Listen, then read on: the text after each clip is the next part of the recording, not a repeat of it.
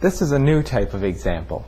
In this and all following examples, we're going to see situations where we have something happening and then we're raising it to an exponent.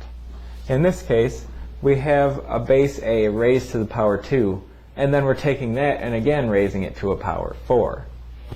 So what does that mean? Well, this power 4 has a base of a to the power 2, a squared. So that means there are 4 of these a squareds all multiplied together. That's the definition. Okay, and then each of these a squareds means a times a. So we have 4 of those multiplied together. Well, in the end, how many a's do we get? We have 8.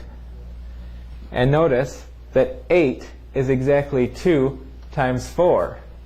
So when we have a power being raised to another power, we can accomplish that quickly by multiplying the exponents together.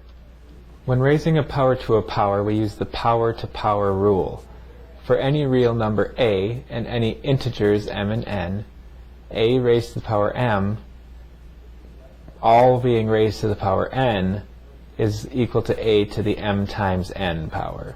In other words, raising a base to a power and then raising that to a power is the same as multiplying the powers. Here's a different example of something happening and then we raise it to a power.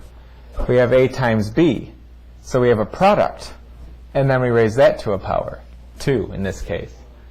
Well, to explain what that means, the power 2 tells us we have 2 of these a times b's multiplied together. Again, being able to multiply in any order, that tells us we can group our a's together and we can group our b's together. So we end up with 2 of these a's, or a to the power 2, multiplied by 2 of these b's, or b to the power 2. And so we see that we can distribute, in a sense, this exponent of 2 to both factors when we have exponentiation happening to a product. When we multiply 2 bases and raise that product to a power, we use the product to a power rule. For any real numbers a and b and any integer m, the product of a times b, all raised to the power m, equals a to the m times b to the m. In other words, raising a product to a power is the same as raising each of the factors to that power. We can think of the exponent as distributing over the multiplication. One word of caution when using the product to power rule is to only use it in the appropriate context. We have to have a product raised to a power. So, for example, if you have something like this where we have a sum, or it would be the same if we had a difference, plus or minus, raised to a power, we cannot apply the product to power rule because we don't have a product. So we cannot say that a plus b squared is a squared plus b squared. We cannot distribute that 2 over a and b because we have addition here. Or if we had subtraction, it also would not work. None of our exponent rules work for addition or subtraction in the base. What this really means is a plus b is our base. If we've got 2 of them, then we're multiplying a plus b times a plus b. And we would have to multiply those 2 expressions together. It does not come out to a squared plus b squared. We would have to do a polynomial multiplication to do this, and the product to power rule does not apply, so we cannot distribute exponents.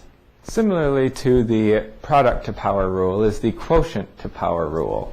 If we have a quotient raised to a power, in the end we'll see that we can distribute that exponent to both the numerator and the denominator.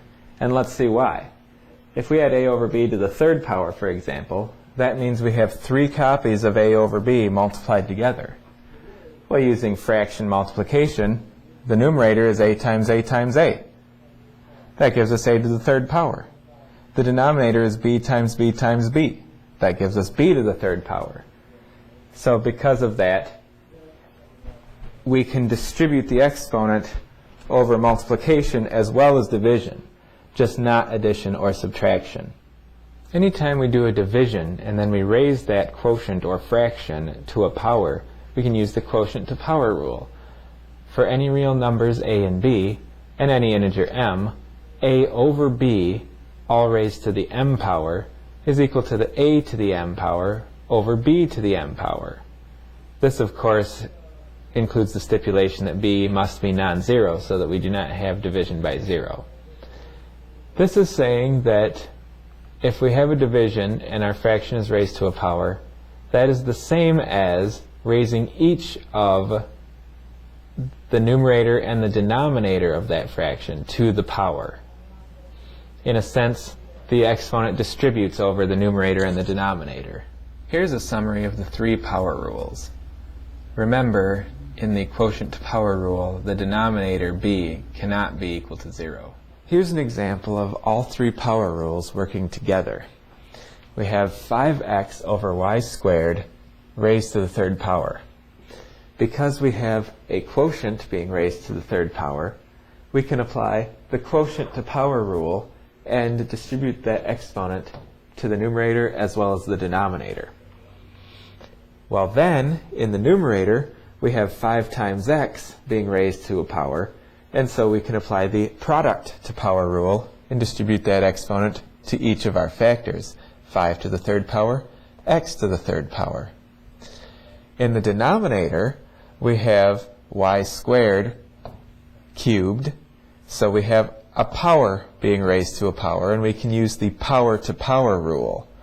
So 2 times 3 is 6, so we get y to the 6th in the denominator. And the final thing is 5 to the 3rd power is just a number. We can evaluate that. 5 times 5 times 5 makes 125. So the final expression in simplified form is 125 x to the 3rd power over y to the 6th power.